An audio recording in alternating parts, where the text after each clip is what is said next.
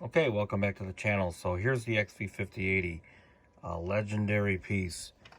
So legendary that actually Roland has actually included it into a ton of different instruments, but does it really stand up to the XV5080?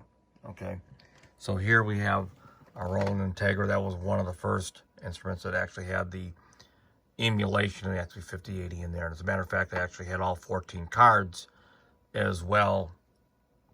So it had a good chunk of what people bought the XV5080 and utilized it for. And then of course you've got the Xenology version, which exists in hardware in the Fantom 7, and then you actually have it also in the FA06, and then you have some version of it in the Jupiter XM and Jupiter X. But the port and the way the Roland pieced out various features of the original XV5080, there is not one version of that in the newer of the hardware and software that they had released that gives you the complete package. And so it just really depends on what you're looking for out of the XV5080. So for example, let me see if I can pull this up real quickly. I have the Integra 7. Let's see here. And I'll pull up Crystal XV. So here it is right here.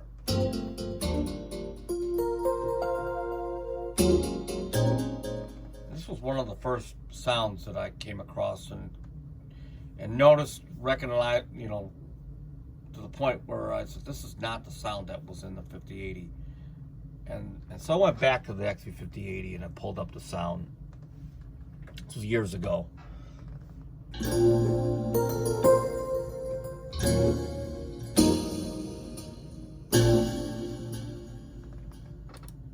Here's the Integra 7.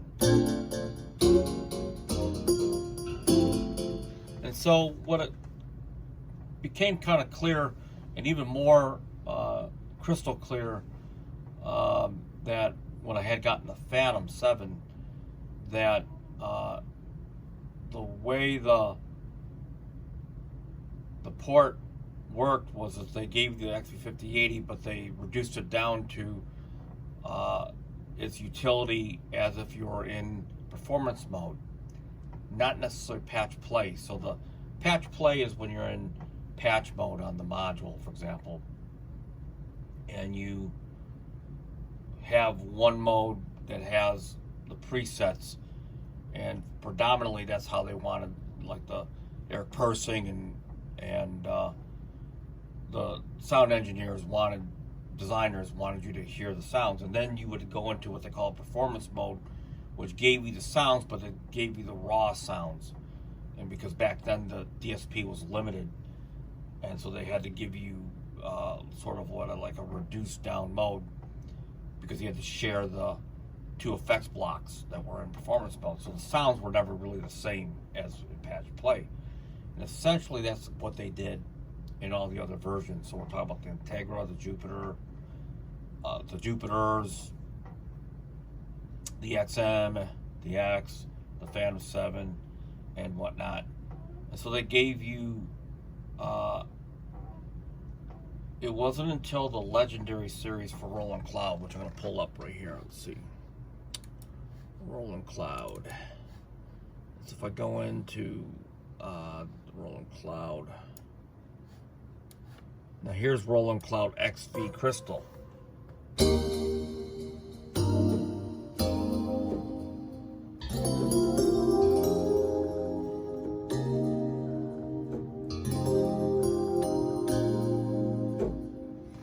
Which is patch for patch accurate to the original one.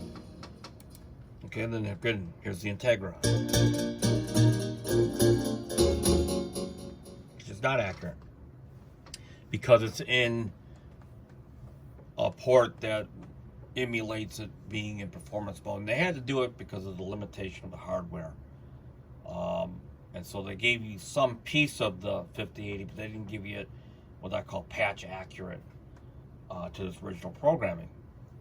That is until you get to the XP50 Crystal, excuse me, not Crystal, but the XP50 Legendary plugin. Now, Roland also released the ZenCore Zenology plugin, again, which gives you more of that version of the 5080 that is that you would see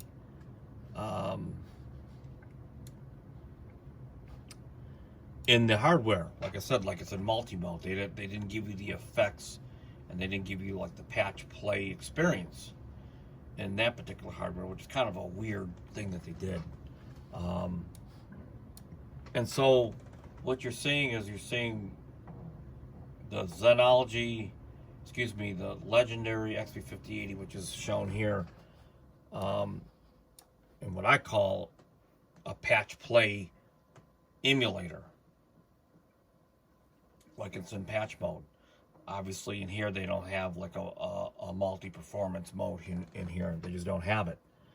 And this piece of software here really lends itself for really emulating what we know and love about the stock presets of the XP5080. Of course, you don't get the actual expansion boards. As a matter of fact, you'd have to go back to the original XP5080 to get the full experience of the expansion boards and listen to them in patch play as they were intended to program. The Integra 7, they give you all the cards, which is really a clever trick. But again, remember the Integra 7 is presented in performance mode, so that you would have to do some nifty programming if you really wanted to listen to the presets the way they were initially programmed, because you're going to get a generic block, of course, and reverb, and that's going to have to feed all 16 parts. So in the end, you kind of have to figure out, you know, how you want to utilize the different parts of the XP5080, and there are certain advantages of using the software, and there's certain advantages of actually owning an Integra, which gives you all the 14 cards. But in the end, there is no really true perfect replication of the actual XP5080 itself. So, you know, thinking that you can get these softwares or even these other keyboards that have the emulation inside it, like the Fantom 7, you're not going to quite get that. And so, to me, there's no substitution of actually having an XP5080, the real thing, having the cards that you like the most, and having some of these other alternative methods to complement,